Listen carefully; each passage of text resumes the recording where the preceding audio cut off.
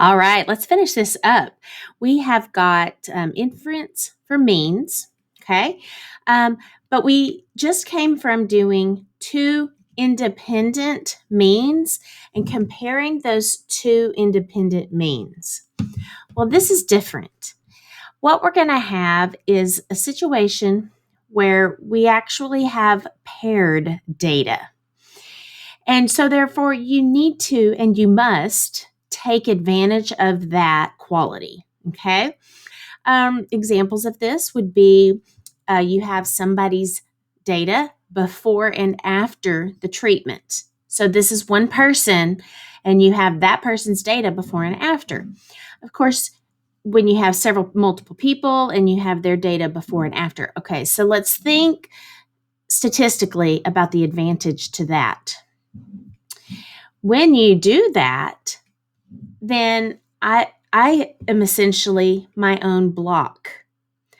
I am performing the experiment. So I have all my same qualities. Let's say it's a blood pressure medicine or something. I have my qualities, and subject B has his qualities, and subject C. Okay, so we all have our own qualities. And so we have our blood pressure measured before the treatment, and then we have our blood pressure measured after the treatment. So what we have done is we have, in a sense, controlled as many variables as possible because my measurement is being compared to myself. Okay? So you can see that would definitely decrease the variability from those unknown possible variables, okay, so those different traits and such, and really give you essentially eliminated. We can never say that it has eliminated, but essentially done that. Okay, so how does this look statistically when we run a test in an interval? Well, so we would of course still say that these subjects, because essentially we have got just one set of data. We've really just got one sample, but we have two measurements from each subject. Okay. And so we just have this one sample size of subject is less than 10% of the population. And notice the two data sets are not independent of each other. I mean, they are directly related, they are paired. So what we're saying is that one subject's data are independent of the other subject's data. So this pair results are independent of this pair's results. My blood pressure changes don't have an impact on subject B's blood pressure changes, and so on. Okay, large enough will be the same as it has been with the greater than or equal to 30 is good, or does it say it's approximately normal? If not, if it's small, we're going to have to do a dot plot. But the catch is that you do not graph, or you do not do a dot plot on all the before data and then a dot plot on all the after data. No. You are only interested in one set of data. You are only interested in that one set of differences. All you care about, you don't care where I started and where I finished. You only care about what that difference is.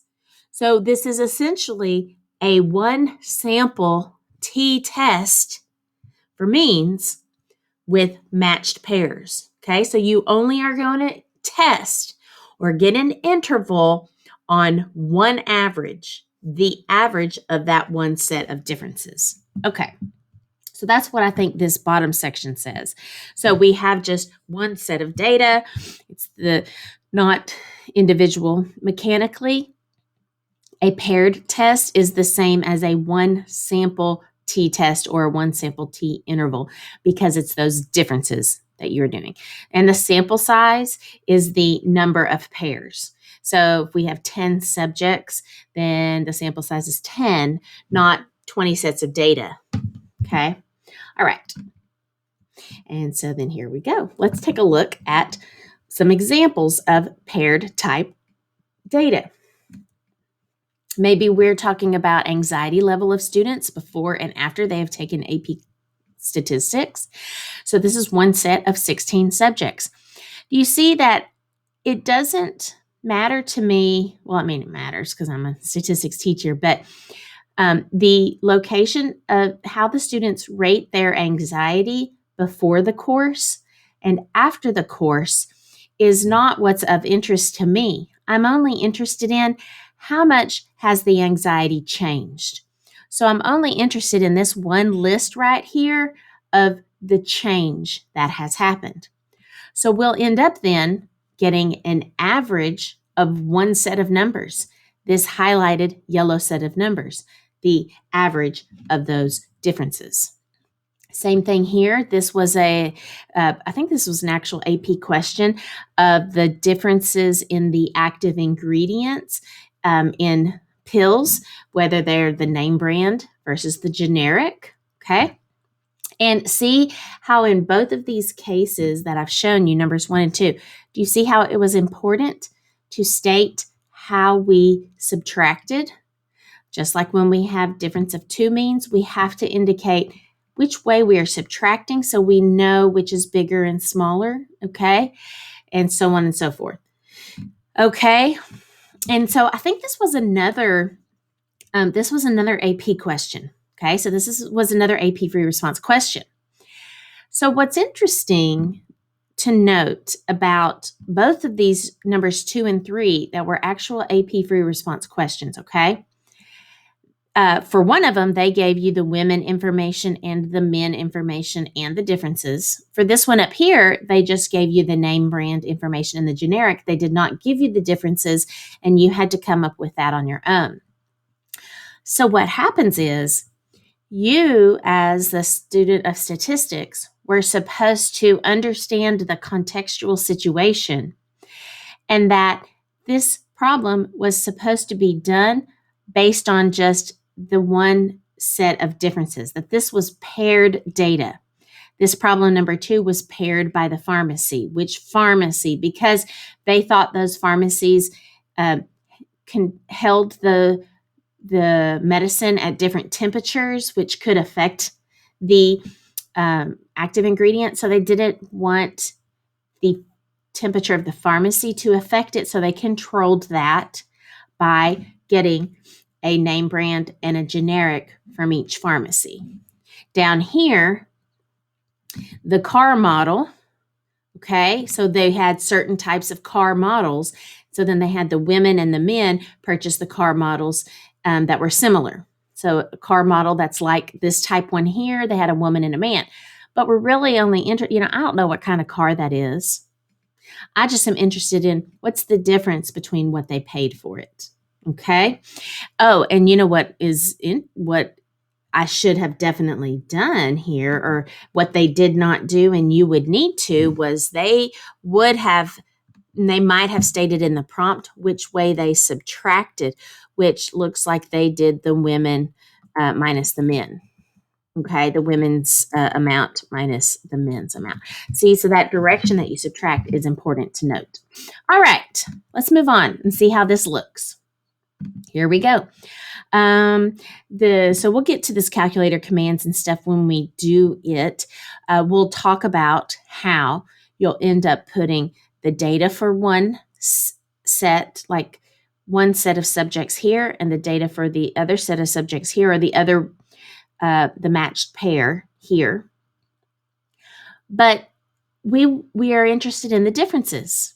So in our calculator, I will want to put my icon or my cursor up there on L3 and then subtract and define how I'm going to subtract. I usually subtract like the after minus the before, or however it is that you do that.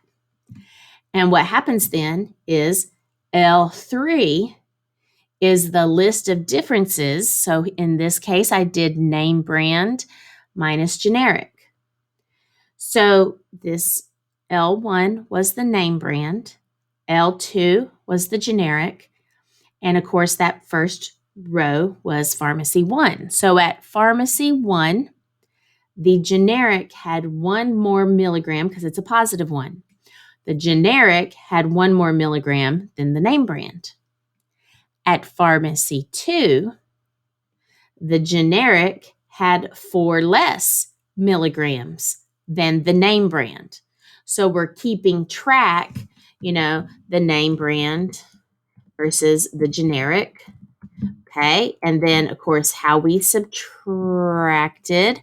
So apparently I defined it here as, name brand minus generic.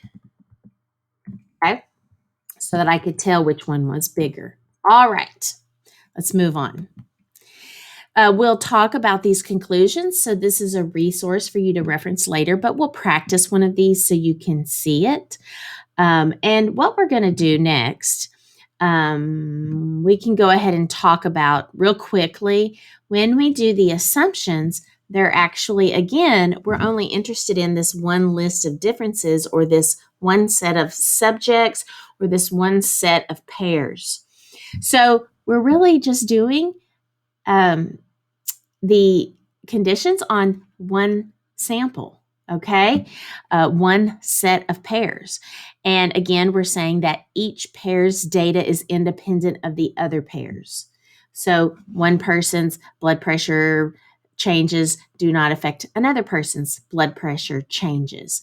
Or one pharmacy's name brand and generic pills do not affect the active ingredients in the other pharmacy's name brand and generic pills. All right, moving on. We'll come back to that. So last year, I thought, you know what? We really need just a side-by-side a comparison to see the difference between 2 independent means versus matched pairs. So we're going to walk through this carefully. In fact, I think I want to go ahead and stop the video and do this one separately because I don't like for these videos to get too lengthy. So, and this might be one that you want to go back and reference separately. So I'm going to stop the video here and start a second one to go over in detail this side-by-side comparison. So I'll see you in the next video.